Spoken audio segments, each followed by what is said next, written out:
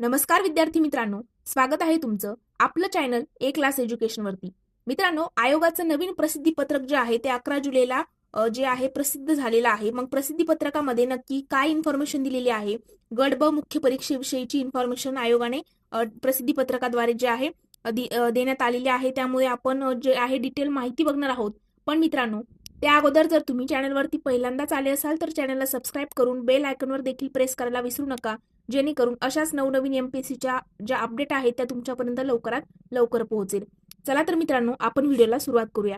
मित्रांनो, या ठिकाणी तुम्ही महाराष्ट्र लोकसेवा आयोगाचं जे प्रसिद्धी पत्रक आहे राईट कॉर्नरला बघा, 11 जुलै 2024 ला ते प्रसिद्ध झालेलं आहे. विषय आहे की महाराष्ट्र दुय्यम सेवा अराजपत्रित गट ब मुख्य परीक्षा 2023 गुणांच्या फेरपडताळणीबाबत करिता ऑनलाईन अर्ज सादर करण्याबाबत. म्हणजे मित्रांनो, 2023चा जो निकाल आहे आता आपण समोर वाचणारच आहोत, त्यामध्ये आपण डिटेल इन्फॉर्मेशन घेऊयात. बघा, महाराष्ट्र लोकसेवा आयोगामार्फत घेण्यात आलेल्या महाराष्ट्र दुय्यम सेवा अराजपत्रित गट ब मुख्य परीक्षा 2023 पोलीस उपनिरीक्षक संवर्गाची लेखी परीक्षेचा निकाल जो आहे तो दिनांक 27 जून 2024 रोजी जाहीर करण्यात आला आहे.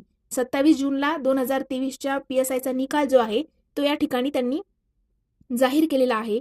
पण प्रस्तुत निकालाद्वारे शारीरिक चाचणीसाठी अर्हता प्राप्त न ठरलेले जे उमेदवार आहेत त्यांचे गुण आयोगाच्या mpsc.government.in या संकेतस्थळावरील ऑनलाईन फॅसिलिटीज मधील व्ह्यू मार्कशीट या वेब लिंकद्वारे जे आहे उपलब्ध करून देण्यात आलेले आहे. म्हणजे ज्यांनी 2023ला जे पूर्व परीक्षा आणि मुख्य परीक्षा पात्र विद्यार्थी आहेत, ओके, मुख्य परीक्षा ज्यांनी क्रॅक केलेली आहे, मात्र ते जे आहेत ग्राउंडसाठी क्वालिफाय न झालेले जे स्टुडंट आहेत, मग त्यांचे जे गुण आहेत ते फेर पडताळणीबाबत याकरिता हे प्रसिद्धी पत्रक आयोगाने प्रसिद्ध केलेलं आहे. तर ज्यांना म्हणजे ज्या विद्यार्थ्यांना त्यांचे गुण जे आहेत ते फेर पडताळणीकरिता पाठवायचे असतील तर त्या उमेदवारांनी काय करायचं आहे, तर अर्ज सादर करण्यासाठी वेब लिंक उपलब्ध करून देण्यात येत आहे. तर सदर वेब लिंकद्वारे विहित शुल्कासह अर्ज सादर करण्याकरिता पुढील प्रमाणे कार्यवाही करणे आवश्यक आहे.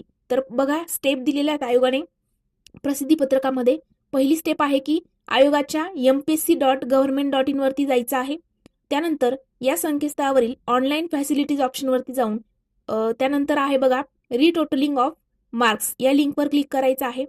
सेकंड स्टेज आहे की उपलब्ध होणाऱ्या परीक्षांच्या यादीमधून संबंधित परीक्षेची निवड करायची आहे. म्हणजे तुम्ही जी ग्रुप बी ची मेन्स दिलेली आहे त्या परीक्षेची निवड करायची.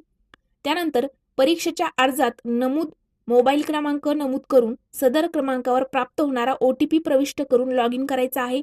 म्हणजे महा ऑनलाईन वरती तुम्ही जी कोणती तुमची प्रोफाईल बनवलेली आहे त्या ठिकाणी जो मोबाईल नंबर दिला होता तो मोबाईल नंबर या ठिकाणी टाकायचा आहे आणि त्यानंतर त्याच्यावरती जो OTP येईल तो इथं टाकून लॉग इन करायचा आहे. मग रिटोटलिंग संदर्भातील लिंकवर क्लिक करायचं. नंतर उपलब्ध होणाऱ्या गुणपत्रकातील फेर पडताळणी करावयाची असलेल्या विषयाची निवड करून सेव्ह बटनावर क्लिक करायचे. तुम्हाला ज्या विषयाबद्दल थोडेफार डाऊट आहेत की त्यामध्ये तुमचे मार्क्स कमी जास्त होऊ शकतात, तो विषय त्या ठिकाणी क्लिक करायचा आहे आणि फेर पडताळणीला टाकायचा आहे. निवड केलेल्या विषयानुसार सेवा शुल्कासह विहित शुल्क ऑनलाईन पद्धतीने अदा करणे. म्हणजे काय, म्हणजे मित्रांनो, जी काही फीस त्या ठिकाणी त्यांनी सांगितलेली असेल ती ऑनलाईन पद्धतीने या ठिकाणी भरायची आहे.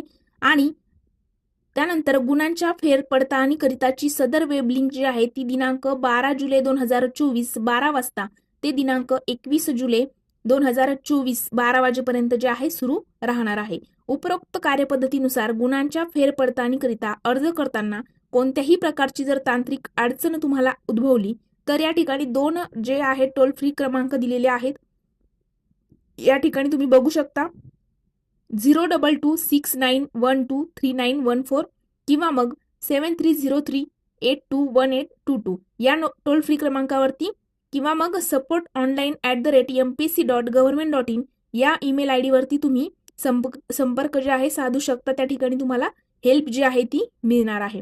तर मित्रांनो, हे प्रसिद्धी पत्रक जे आहे ते PSI मुख्य परीक्षेच्या बाबत त्यांनी टाकलेलं आहे की ज्यांना कुणाला रिचेकिंग करायचं असेल त्यांनी या पद्धतीने करायचं आहे. स्टेज वगैरे सगळ्या काही या गोष्टी आपण प्रसिद्धी पत्रकात बघितलेल्या आहेत.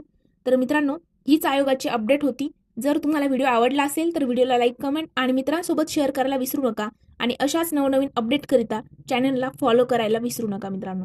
चला तर मित्रांनो, आजचा व्हिडिओ इथेच थांबूया. Thank you so much.